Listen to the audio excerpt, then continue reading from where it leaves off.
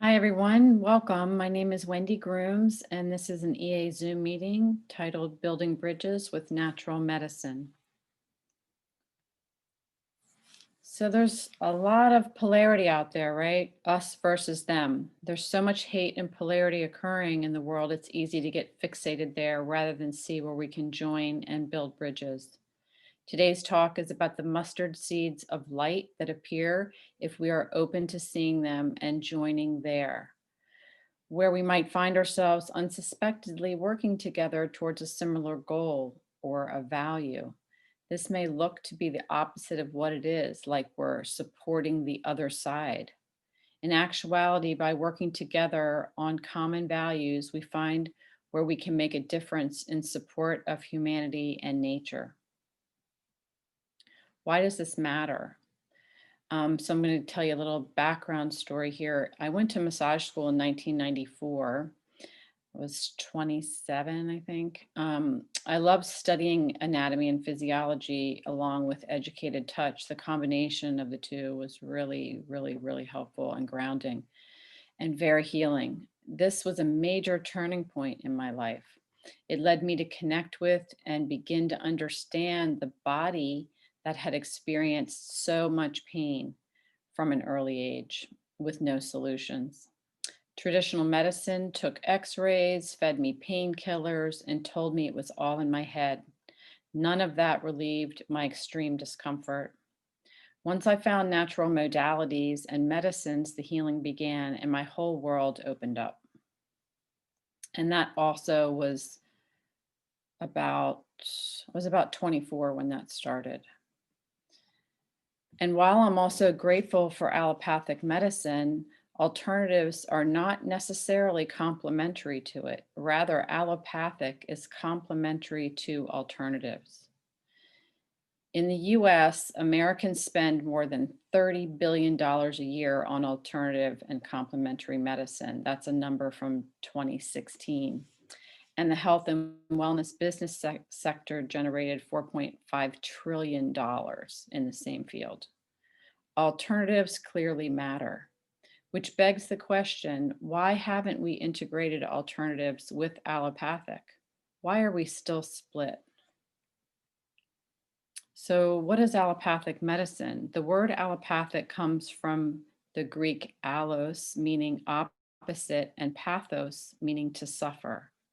This word was coined by physician Samuel Hahnemann, who's also the father of homeopathy, in the 1800s.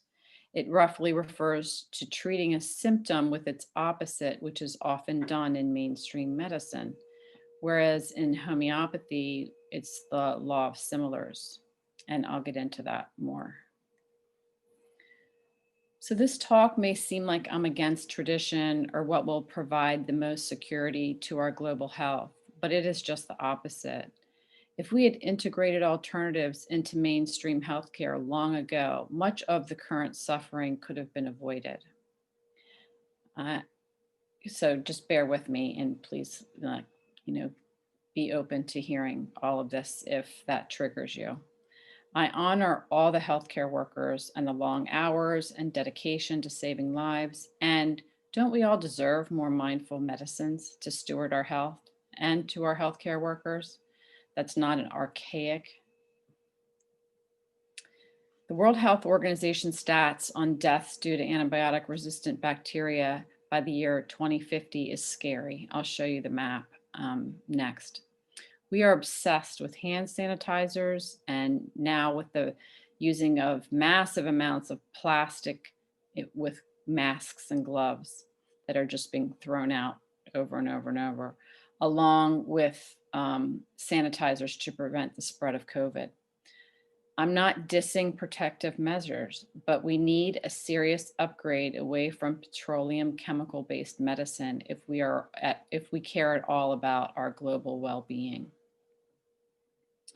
Here is the map that was from 2014, and this is a projection of 2050 of antibiotic resistance in all of these countries. And Asia's pretty big, so maybe that's why their number's so high, but those are really striking numbers. So, I want to talk a little bit about what natural law is and then go into natural medicine more and really what prompted me to want to do this talk. An alternative point of view that receives far less attention is a natural law perspective on ethics in medicine. The natural law approach emphasizes interest or ends common to all members of humanity and offers a teleological account of morality and human flourishing. So I found this, and it was talking about natural law relative to like not euthanizing your patient, and it wasn't really in consideration of nature. It was just talking about the basic ethics and that there are laws to protect human rights. But the law I'm talking about is more inclusive of all of life. So this is a quote from Rad from the EA message board. The human being, based on its evolutionary development, has the capacity to make its own laws. But these laws are laws that can only be applied to the human being and not to the rest of creation itself. In essence, the human has the choice to either attune itself to all of the natural laws that apply to the totality of the creation, or to attune itself to invent laws that have nothing to do with natural laws that apply to the whole of creation. For example, the man made religious law that says men are superior to women, or the man made law believed in for so long that the earth was flat in the very center of the solar system, and so on. So, natural law is inclusive of the whole, all of creation, from the cosmos down to the tiniest insect and invisible microbes. We are all one, connected. We cannot get away from that, no matter how much our beliefs or our thoughts tell us it's us against them and that's not going to affect me. That we are all connected.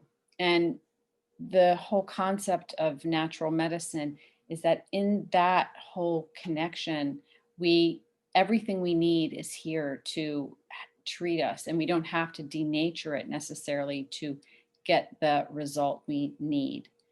um, okay, so natural law considers that we are made up of elemental qualities and energies similar to nature, as in water, air, fire, and so on, and thus we are part of nature, not separate from it.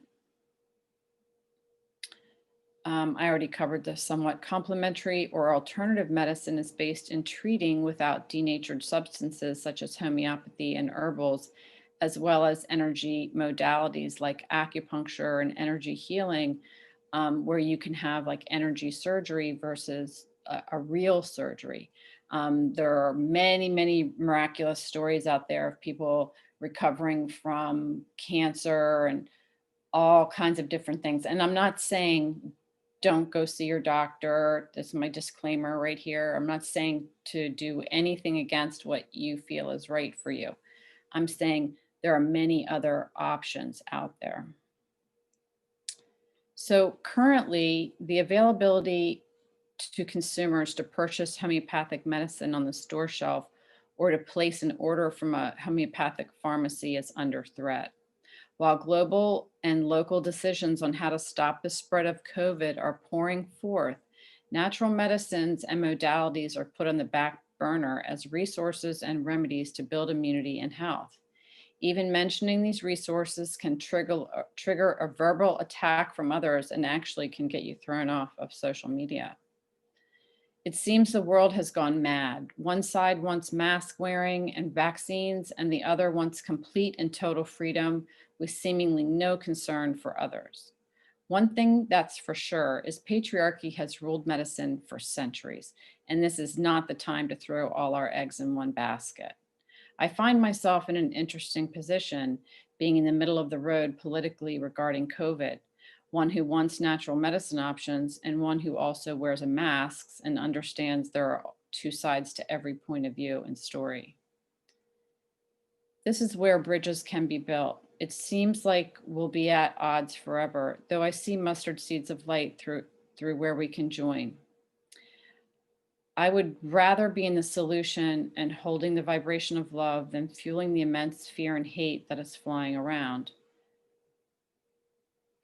It's no secret many individuals and groups are seriously against natural medicine, claiming quackery. Just like an alcoholic attacking everyone around them, blaming others for their own inability to see beyond their own nose. If money was put behind natural solutions, the research would prove its efficacy. We will need to find a neutral zone to move towards solutions in the long run, rather than relying only on chemicals. Otherwise, we continue to give big pharma power over us and our bodies and our evolution. Long ago, I walked away from conventional medicine as a primary choice for my healthcare, aside from regular checkups and emergency care. Painkillers never cut the debilitating pain I experienced for more than a decade. It was only when led to therapeutic massage, energy medicines, and functional medicine that I began to get well. This talk is not about bulking vaccines or the medical establishment, though it is a call to build bridges and integrate natural medicine as primary options, rather than only looking through the lens of denatured medicine as a primary solution. Convention is outdated, archaic, and to this day is unable to address autoimmune, which is rampant, autoimmune conditions and chronic pain compounded by hidden viruses in the body and so on. There's so much that they don't know. And I do believe we are on the verge. There'll be a lot of new discoveries coming with this new Jupiter Saturn conjunction in Aquarius. So hopefully, more will be revealed there. And then there's the one prescription fits all, the overuse of antibiotics and antidepressants for basically everything. Like, let's say you're really extremely fatigued. Let's say you have 4 children and you are so fatigued from just working and taking care of your kids and life, and you go to the doctor and he just says, you say, I'm tired. And he says, oh, you're depressed. No, I say, I'm tired. No, you're depressed. And then you get this antidepressant. Well, it's not really getting to the root of the fatigue. And natural medicines can address those things, especially homeopathy it's such a beautiful, energetic intervention and powerful medicine. It is a powerful medicine. And many people say it's, there's nothing, it's not real.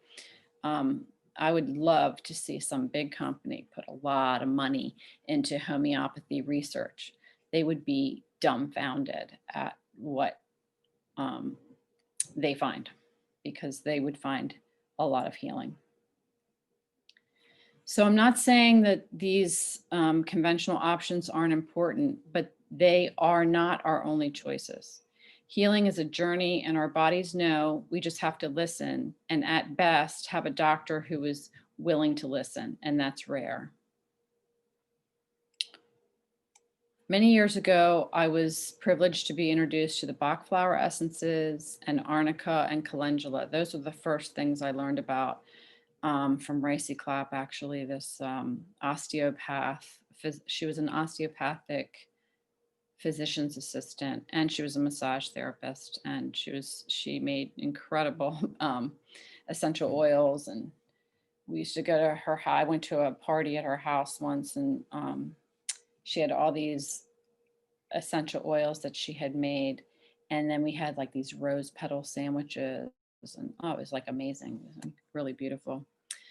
These energy medicines changed my life and led me to work for an integrative homeopathic veterinarian for close to a decade. I witnessed what could only be considered miraculous in conventional terms with our patients and with my own animals. So how does homeopathy work? Homeopathy works by stimulating the body's own natural healing ability, the immune response. No side effect medicine unless it's proved, which I won't go into, but you can prove a medicine by taking it too much. When you only need 1 dose and you take too many doses, you can bring on that which you're trying to ameliorate. So a proving can be relieved by drinking mint tea or using a camphor homeopathic. So homeopathy is based in the law of similar like cures like. So taking Rust tox, which is actually the poison ivy plant, when exposed and having reaction to poison ivy, invites the immune system to kick in and resolve the rash. So let's say this used to happen to me when I would walk dogs, and sometimes in the woods in the summer, there was lots of poison ivy, and I never had a sensitivity to it. And then I actually was working in my sister's garden, and I got it really bad as an adult.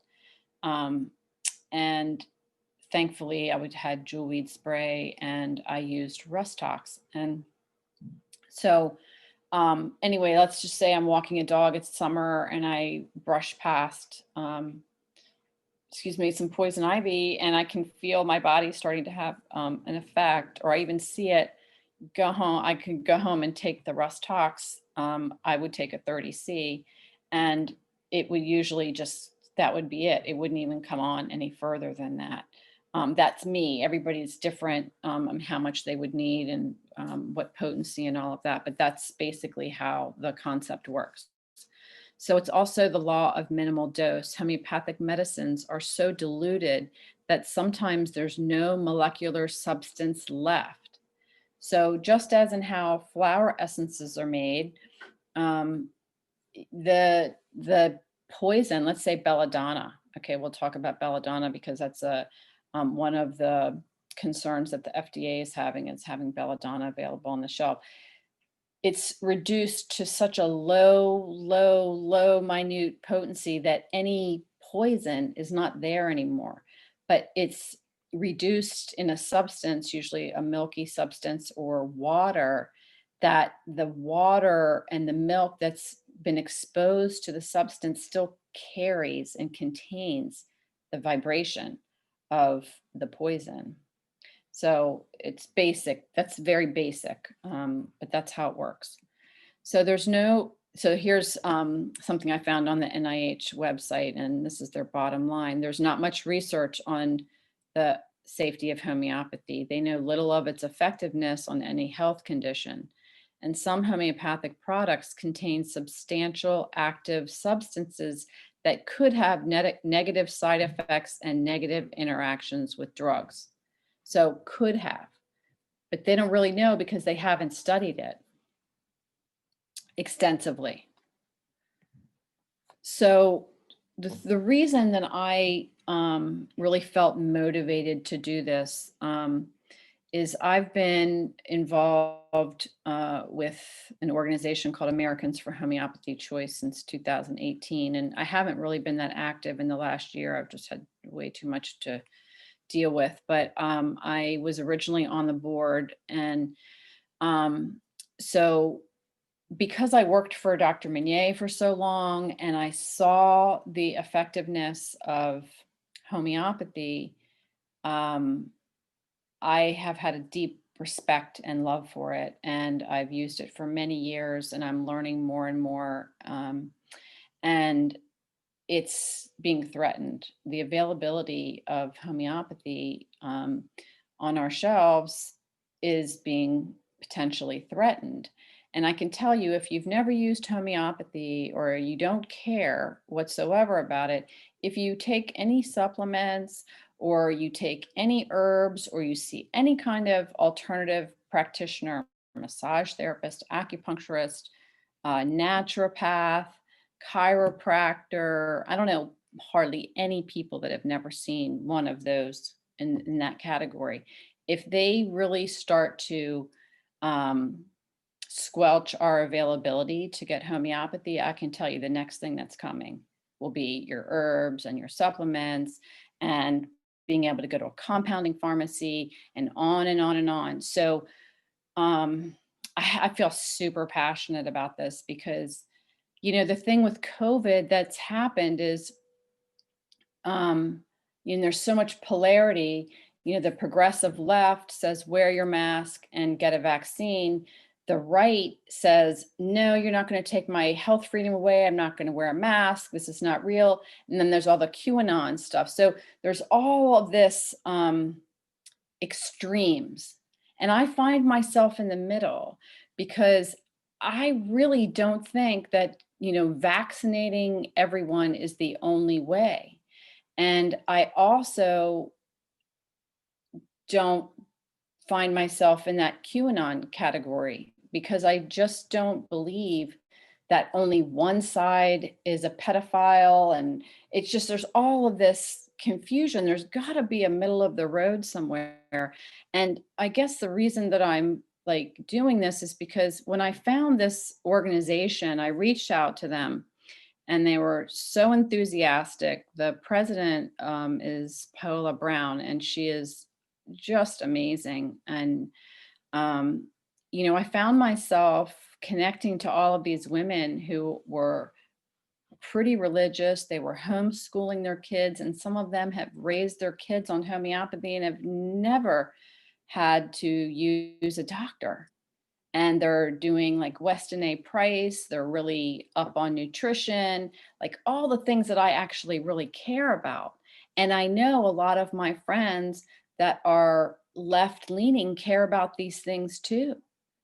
So, I mean, I'm a believer in everything, the universe, the higher power, God, goddess, Buddha, Jesus. I'm like right there. But and I don't follow any doctrine. But so what if they do and I don't? We are meeting in a place called homeopathy and caring about homeopathy. And all that other stuff can be put aside because if this is taken away, I do believe that we need to have our rights around our health care. Um, so anyway, I'll explain a little bit of this and maybe I'll come back to whatever I forgot to mention. So in 2017, the FDA proposed a draft guidance that has the potential to limit some rights regarding public access to homeopathy. We deserve to choose our form of healthcare and treatment. The opportunity to decide to heal is invaluable. This is why we founded Americans for Homeopathy Choice. And the three key points that drive our mission to keep homeopathy accessible and free: homeopathy is safe, homeopathy is effective, homeopathy is used around the world and was even used in some of the previous pandemics. Um, the website to Americans for Homeopathy Choice is there. It's called homeopathychoice.org. And we need signatures for the FDA. We're asking people to go to our website and sign that you care about homeopathy. It's all done for you. It's super simple. So like I mentioned, if you feel like if you've never used homeopathy, but you use nutrition and herbs and supplements, that this is important for you too, because who knows what's going to happen in the long run with what's happening with our global world and the global health. So in the spring of 2018, I heard about this group and I learned about these motivated mothers and that they had started this organization. And since then, we've met with the FDA 3 times, have a lawyer based in Washington, DC, and are seeking to initiate more than 100,000 comments to the FDA via our website by December 7th of this year, 2020. We need signatures. So we have actually, the FDA is right here, right outside of Washington, DC, really not that far from where I live. And I've only been there once, but the organization has been there several times and we've had really, really good meetings with them and definitely collaborating. This is not also us against them, but this is really important. So I hope you will find it within yourself to go to the website and check it out. So I already talked about that. Okay, I talked about that. So now I'm going to talk about astrology and cell salts, but I'm going to stop. I'm going to take a break and just, I don't even know who's here, if it's just you and me, Linda, or if there's more people, but if anybody has any questions, I'd like to open it up right now for that.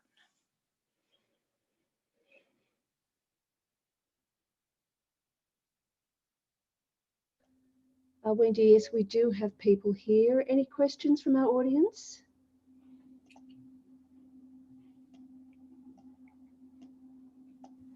It's fine. I just wanted to put it out there. Okay, thanks, Wendy. Sure. Okay. So to tie this into astrology, I thought I would talk about the cell salts a little bit. And I didn't even finish the whole charts, but talk about cell salts and the astrology signs since we're doing we're in an astrology group here. And I know there are a lot of homeopaths that are astrologers that know a lot more than I do about it. So I'm still I'm just really learning about cell salts this year. So, okay, so here is the signs and the correlating cell salt for the different signs. And it doesn't really mean much if you don't know what they are. um, Also, I'll just mention, I believe on our website we have, if you're not in the US, but you want to take action around homeopathy, you can sign. We have a link, I think, to the international um, signatures or something. I have to look it up, but you could go to the um, front page and see about that. Okay. So for the cell salts, the different salts, we could start with Aries. Aries has an affinity for Kali Phos. So, and the reason that is because it nurtures the nerves and the brain, which is good for mental overwork, headaches, sleeplessness, and poor memories. Aries tend to be headstrong and driven. They're very driven. Um, so Kali Phos is also really good when your nervous system is just on go and you can't seem to fall asleep. You can take Kali Phos and it'll help you come down, help you regulate your nervous system. Taurus is Nat Sulph, and this is for deep, hardworking, indulgent souls. It supports bile duct production, the removal of waste fluids, and it has an affinity for the liver. For Gemini, there's Kali Mur, and that is for those that are on the move, communicators, anxieties, worries. I could have taken some of that before this talk. um, it's a nerve tonic. It's really good for respiratory infections, colds, sinuses, and bronchitis. And one thing I'll just say about homeopathy is, you can buy a little vial. I don't have one sitting right here. And it says like a couple things right on it about what it addresses, but that's just like a little tiny tidbit. The materia medica and all that, like the descriptions are pages long, and you don't have to have every one of the symptoms for it to work, but there's usually a picture that joins your symptoms with the remedy. So for Cancer, calc 4, it's for, moody, crabby, nurturer type souls, or maybe, just your mood of the day. And we all have Cancer on our zodiac wheel. We all have these signs somewhere. So this is not specific to a sun sign. Like I have 4 planets in the 4th house, and that's enough to qualify me for a Cancer for sure. So if I need something like that, this would be a good cell salt for me. So it's a toning of the tissues. It includes bones, muscles, teeth, the veins. It combats fatigue, supports growth spurts, and aging. For Leo, it's magnesium, phos. Leo rules the heart, which is smooth muscle, and magnesium's good for smooth muscle, relaxing the smooth muscle. It's for passionate attraction, attracting attention. So it's involuntary smooth muscle, sharp nerve related pain, cramps, headaches, sleep, sciatica, earache. I mean, that and earache can also be Hey-Par-Sulph. It can be a lot of things. So don't take what I'm saying as like the only picture. This was just, a way to connect the cell salts with the signs. Virgo is Cali soft, detailed, problem solver, perfectionist. And I didn't get to finishing that, but I have another chart with some of the details in there. And I didn't update this either, but I did update. I didn't get to it. I've had a lot happening the last couple days. Anyway, there's Libra, is Nat Foss for headstrong and overworked, which that's still for the Aries. So I didn't update it, but okay, for Scorpio, it's Calc Solf. Sagittarius is Silica, which is, I love that. I love that remedy. Capricorn is Calc Phos, Aquarius is Nat Mur, and Pisces is Furum Phos. And let's just go to this next slide so I can read a little bit more about these. And if you want to learn more about it, I will do a part 2 on this, and go into the signs and the cell salts much more. I just really wanted to get my point of view across about our healthcare freedoms, and one thing that we can do to take action around it right now. So there's calc floor, and the calc formulas are really good for our skeleton, and that involves your bones and teeth and ligaments and veins and muscles, and calc phos, also bones and teeth. But there are differences between the two. And then there's the calc sulf, which is more blood, mucous membranes, skin. So you could take the time to read through this. I don't need to go through every one. And next time, I think others have done EA meetings on the signs and the cell salts, but I definitely will do a follow up to this, even just maybe a pre-recorded one, and go into it a lot more about what cell salts are and how and why they're correlated to the different signs. So here's the next one, and then 12, and this chart is from this doctor here. And then there's also the bioplasma, which is a combination of all the 12 cell salts. And I just took some earlier, just kind of, it's very regenerative and calming.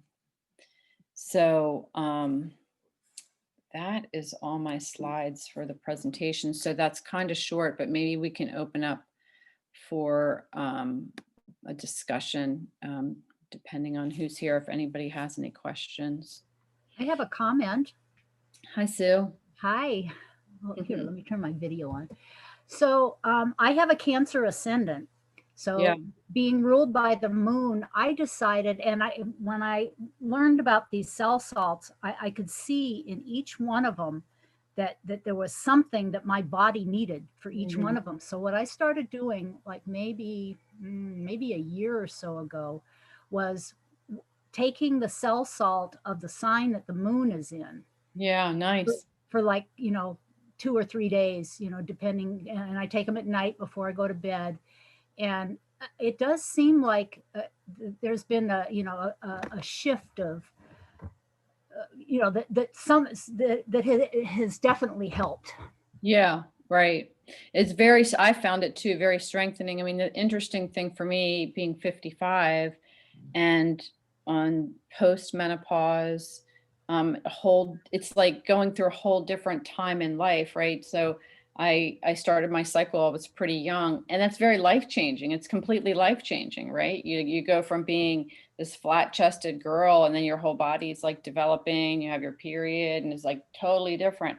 Well, now here I am at the other end of it, and it's like totally shifting again, and integrating that piece. And what I found was using the cell salts and using homeopathy to help me adjust, as well as other supplements and many other things to get me through that wave, because it was a big wave for me, especially with my autoimmune condition, or the autoimmune condition that presented right when I hit that time.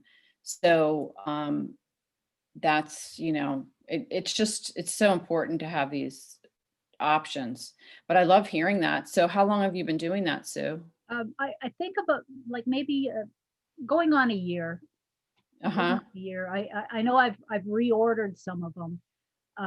And one of the ones I particularly like is silica, because I have issues with my, and I think you said the same thing. I have issues with my fingernails, Oh. and so I was taking a product called BioSil, which is silicon, Mm-hmm. and the silica I think augments it. I think it helps to metabolize it. Yeah. Yeah. Yeah, so yeah, So about a year. right, right. I used to give it to my cat. She very, very refined. A silica person is a very refined body, very sensitive. They walk out into the air and maybe their eye starts to weep or something. So the air brings on something. Like homeopathy is it's very delicate. It's very mindful. It's very personable. And that's why I love having these healthcare choices. And so, I just hope finding the middle of the road around all of it comes forward as a way for us to join rather than separate, because there's the ones that say it doesn't matter, there's the ones that say it does matter, and like how can we like communicate and find a way forward.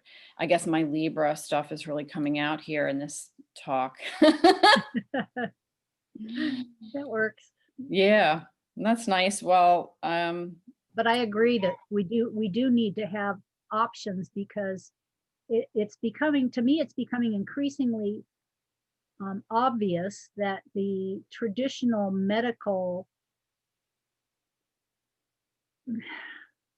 environment is not, isn't the, isn't everything that they tout it to be. We need other options, right, because we're running up against roadblocks of things that we can't treat in that right, manner. But when you right. come to alternative, I mean, I like you have given up, except for my physical, which is not an annual one, I have to say. Mhm. I my most of my medical care is alternative medicine, as far as acupuncture, massage, um, chiropractic, and because those are the things that my body needs. Right. I mean, it's interesting because, like, someone that says, "Oh, I have all this sciatic pain, I have this pain in my hip," and as a massage therapist, I could go in there and work on that. But what I also know that goes right through that pathway is the gallbladder channel, the Exactly. gallbladder energy channel. And so that doesn't mean that your gallbladder's bad, needs to be taken out. It's part of your digestion. And as Americans, and probably globally, but specifically, I know this because I live here, Americans eat and they stuff all this stuff and they're eating all this stuff. And then we have all this congestion digestively. The gallbladder doesn't function right and it gets backed up and it gets all congested. And then we have pain. When we have congestion, we have pain. And then we go, oh, it's just my hip, or it's just my skeleton, or it's just sciatica. Instead, if we actually looked at things integratively, we would say, well, what's the next layer down? What's the energy happening here? What's really going on? And taking deeper responsibility and deeper connection to those dynamics. And that's a whole nother conversation, but Exactly. And then you add the metaphysical, like right, the Louise Hay, definitions, and the gallbladder is, you know, the gall of that person, so it's, there's so many layers that right. And conventionally, and even the conservative left, and eh, they don't understand that, right? So there's this whole other the new wave of consciousness and young people that say we want more than this. Like, we can't just stop there with just treat this. And there's just, we need more integration. Yeah. And people don't even know. They have no clue. They're not educated that way. They're not driven that way. Maybe their soul, that's not their soul path. And that's understandable, because most, excuse me, people that are going deeper are also going deeper on a soul path. That's why they've embraced those alternatives. And that's like, we're more on the periphery, right? On the outside. I just feel like this time with all of these things happening with COVID, it's a really good time to talk about it at a deeper level, so that, I don't know, that maybe anybody, the message can get out, and if at least touch, a good amount of people, whoever listens to this. Maybe it's 100 people or 50 or 1,000 over time, that we can have other options. There's much more to healing than just what you get at your regular doctors. And I do go to the doctor because I have a thyroid condition, so I go get it checked. But I have a functional medicine doctor, and I go crazy at a regular. They look at me like I'm nuts. I'm like, well, Yes. can you check all these things about my thyroid? There's like 8 things. And they're like, no, we just test the TSH and this and that. And I'm like, but, and they say, there's no way we can help you, or, chronic fatigue that gets put in some weird category, and people never get relief. That's me. And I had a doctor tell me, just get on with your life. Okay, Right. thank you. I wish I could, and thanks to him, I started, investigating alternative choices, because he wasn't helping me. The orthopedic said, I wish you had something I could cure. And if it still hurts in 3 weeks, come back and maybe we'll cut open and see what's going on. Things like that. And it was, and the other thing is that I think with the COVID situation, with all of these long haulers that we're starting to hear about, Right. that we're gonna need some alternatives to deal with that. I mean, I'm seeing, I was diagnosed with chronic fatigue, Epstein-Barr, ME, Right. PFIDs, whatever you want to call it, in the 80s, and had to basically find out all of this alternative, because the mainstream traditional Western medicine was not helping me. They did, in fact, they were telling me, like you said, that I was crazy. Right. Well, that's what I was told even when I was 13. It's like, it's all in your head. Mhm. It just got worse and worse and worse. And all they could do was, take an x-ray, give me a painkiller. It never, ever got me relief. And that was fine. It led me to the next step. But some Exactly. people never get there. Some Yeah. people get stuck in having, all the repetitive, conventional, like repetitive surgeries for something that could have been addressed with something like this, Yeah. like something Functional simple. medicine. Yeah. Yeah. And so, I mean, even talking about it, like my soul gets a little bit scared, like, oh my God, I'm going to get in so much trouble, Yeah. but, Yeah. but like for me, I have a transit in Capricorn and transiting Pluto in conjuncting my Jupiter and Gemini. And it's going to hit my ascendant too. And in the spring, when it was exact, I had a really, really bad, I got really sick. And it was like, I had every symptom of COVID except for a fever, everything. And my lungs, I was in so much pain. I've never felt that kind of pain in my lungs ever. It was horrible, sharp, hard to breathe. And thankfully, I worked for a Chinese medicine doctor, and she made me these formulas and like really dried it up, but I had to like stay on it. And I was using all kinds of stuff. And it got me through it. And, you know, there are other solutions to those ventilators or whatever they're called. And I know they're doing, when you only know one thing, you only know one thing. It's just the way, it's not wrong or right. Exactly. It just is. Exactly. Yeah. And if we did have those integrations, if we did have integration in medicine, we would have this. It would be so inclusive and big and so many options. And, big pharma and all that money, doesn't want that. Exactly. And I heard this talk the other day about what's happening kind of now on an energetic level, and that the biggest important thing was that separation and finding a place to bring love forward and a healing essence rather than more attack, because we have so much of that. And, of course, I get upset about things, and, I have opinions. But I don't, if I stay there, it's not helpful. So for me, Yes. um, Yeah. I hear you. and others. So Yeah. Well, this has anyways, been great. Thank you so much. Wendy, And yeah, thank you, Sue. I've got a question Mm-hmm. or a comment. I'm interested in the bottom line. Mm, Let's talk about Pluto and perhaps Saturn as well. yeah.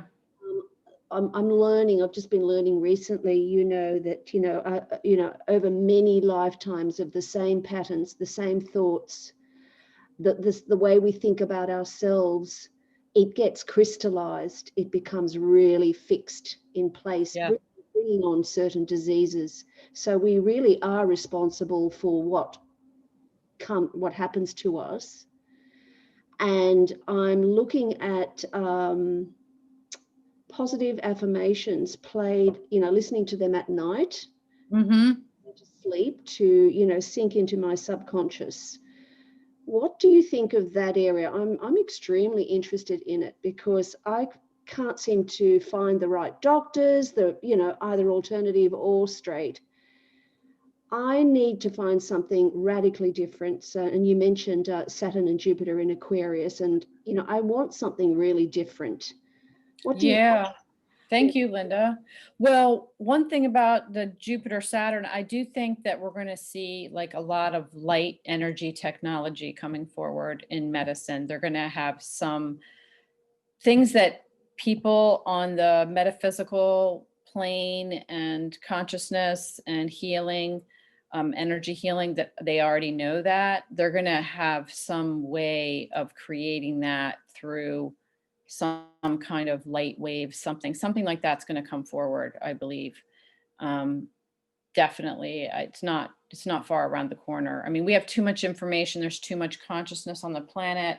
I know that when I have been in like really deep meditation, embodiment, like, you can just see it. You can see the energy vibrating, and you can change your thought and go into your liver and heal it. Like, there's a lot of that happening. There's a lot of that available to us if we want to go there. But then we're considered like, oh, you're on the ascension path and you're disembodied and you're not present. There's so many opinions about everything, but like how to be grounded and navigate and be in your power, right? Because empowerment is physical, mental, emotional, all the bodies, right? It's connecting to all the bodies and letting all the bodies inform us Oh, that's on. Yeah, and when we're conscious of all of that, and we are really taking full ownership of all of those bodies and our field, we are like walking health, walking power. yeah.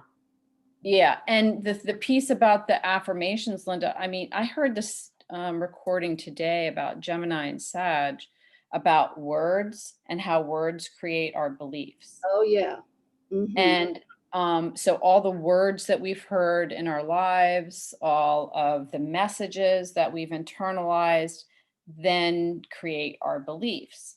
And that we can change those words and those processes to create a new belief or a new way of seeing the world, or a knowing, right? It's a knowingness. And I think affirmations, I used to use that a lot. I used to listen to dolphins birthing in the water. I would listen to it all night long, like, because I had so much anxiety and my mind wouldn't stop and I didn't know how to calm myself down. And these were ways to get myself to calm down and get into my body. So I do feel like that is, really critical, or it's a very good tool. But it's one tool, right? And I am a deep and true believer that holism is not about one path. It's about using all the options on the wheel. There's so many pieces that we can choose from. And I just found a doctor who this year who basically hit the jackpot for me. And I'm like, finally, 7 years, honestly, of suffering that could have been alleviated if the doctors would have listened to me and given me what I was asking for. I mean, I knew exactly what I needed, but they wouldn't give me the prescription. And this is like bioidentical stuff and one other. It's not really it's not a, you can't get it without a prescription, but it's not really a drug with a lot of side effects. But, and then if I really knew homeopathy more, or I was working with a homeopath, maybe I could have alleviated all of that during this time. So I don't know if I answered your question, Linda. Oh, beautiful. And you brought up extra things to contemplate. It's fantastic. Oh yeah, but you were talked about crystallizing Saturn and Pluto and Yeah, because I feel for me, the Saturn has been a problem because I seem to be stuck, whereas I'm more interested now in the magical aspect of healing. If we tune into natural law, somewhere in my past lives, I had a really healthy life. And if all lives are happening at the same time, kind of idea, I want to tune into that when I was absolutely healthy. And I can actually tune into that right now, that feeling. I can feel it in my heart, I can feel it, and it's really clear, it's fantastic. And I want to create more of that because I'm believing at the moment that will be very magically healing.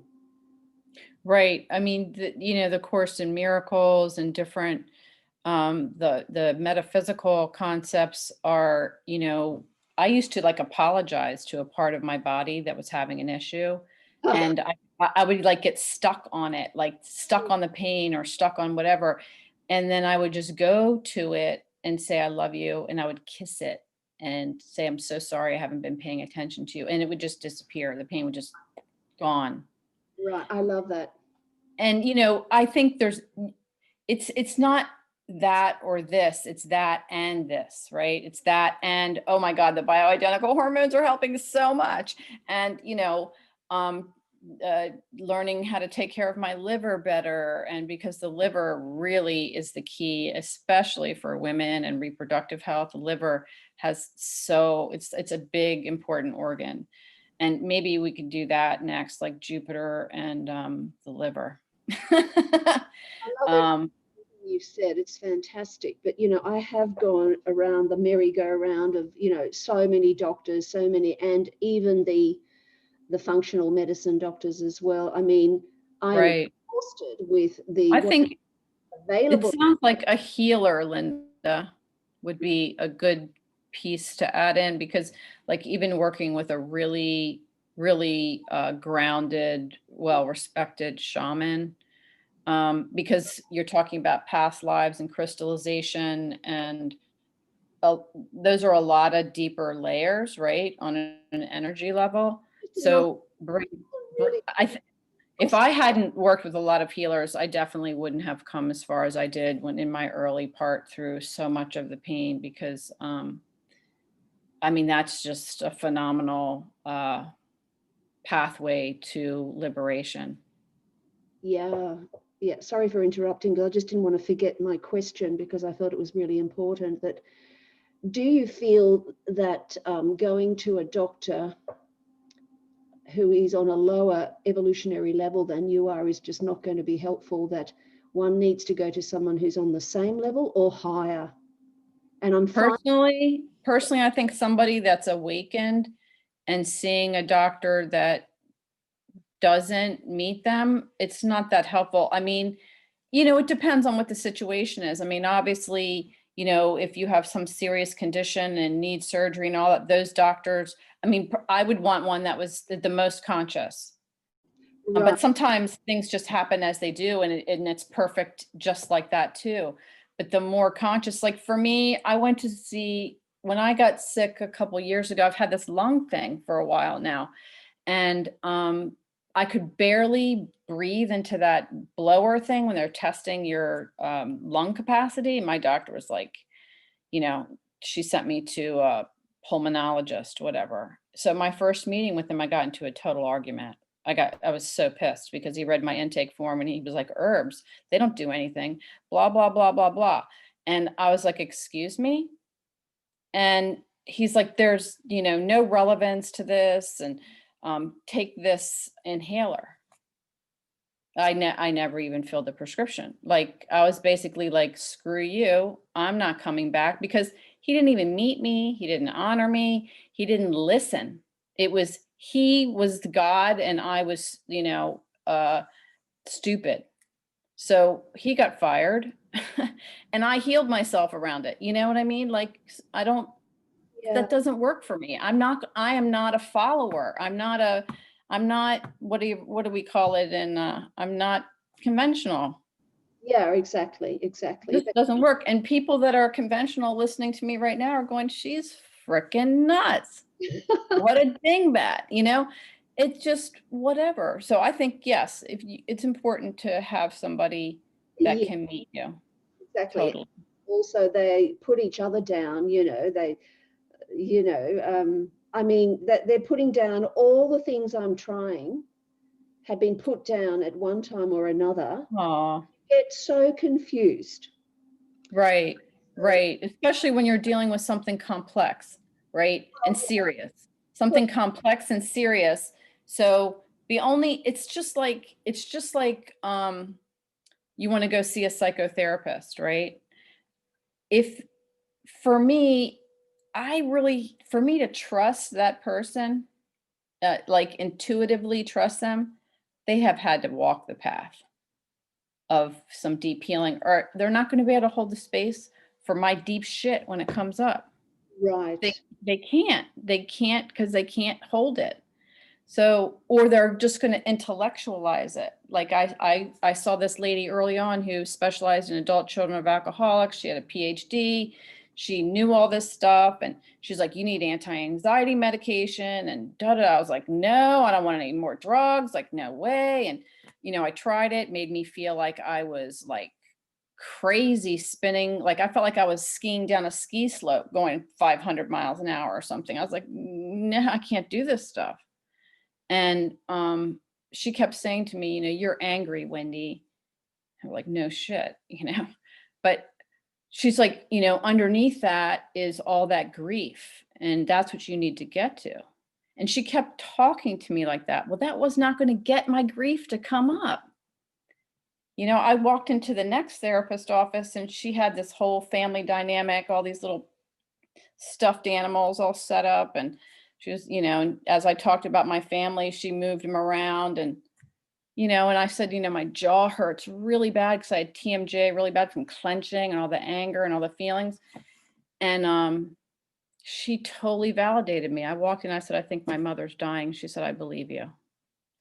And it was perfect. And I was with her for like 2 years and that's exactly what I needed. But, anyway. Right. Also, another thought. Sorry, I have lots of. No, yeah, please. I'm finding that going to a extremely high power like Jesus, Yukteswar, Yogananda, Yeah, Ramana Maharshi, you name it, whatever you're attracted to, and I'm not attracted to not just one. So, right, of course. And what we believe manifests becomes our reality. So if I believe they are going to help me, that becomes absolutely true.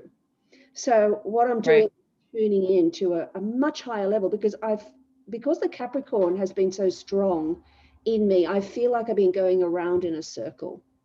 And I know Right. it's radical and extremely powerful, based on Mhm. law and you know, that higher spiritual law as well, the universal. Absolutely. I mean, that's really what all the healing modalities have come out of, something like that, because it is about a higher power. And I too have done that on in many ways, right? It's Pluto merging, right? You're merging with the energy, you're merging with that um, knowing, and you're moving out of Capricorn to Aquarius, right? Your North Node's in Aquarius, right? No, my North Node's in Oh, Scorpio. that's right. I'm I, thinking about your Chiron. I've got Chiron in Aquarius, yes, and Yeah. Saturn and Jupiter are going through, yeah, going to be hitting that. Right. So like unraveling the Saturn, the Capricorn to get to the Aquarian consciousness, and by merging and connecting with those high teachers, because the higher you go in vibration and consciousness, you have to have those gods, so to speak, or teachers that can hold the vibe with you. You know, that leads to the next layer of healing. I mean, now we're getting into like very deep metaphysical concepts, right? But Very deep, but simple at the same time. Yeah. right, right. I mean, could be because that is natural law, right? So here we are, physical, mental, emotional, spiritual bodies. And when you get to that spiritual layer on a very conscious level, on an energy level, not just saying, this is my God, I'm going to do everything they say and follow a patriarchal law. No. That's limiting, right? It's Saturn. It's only going to take you to Saturn. You're not going to get to Uranus from there, right? You've got to go through the Chiron path, and that path opens everything up. That's fantastic. Looking forward to that.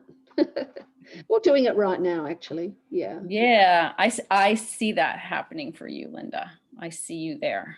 Fantastic. Thank you. And Della, do you have any questions or comments? Maybe not. Well, Wendy, that's it. Do you want to wind down or? Yeah, that's perfect. Thank you so much, Linda. Thanks, Sue. Thanks, Stella, for being here. Thank you so much. And looking forward to catching you again, Wendy. Thanks so much. Okay, bye-bye. Thanks, Wendy. Thank you.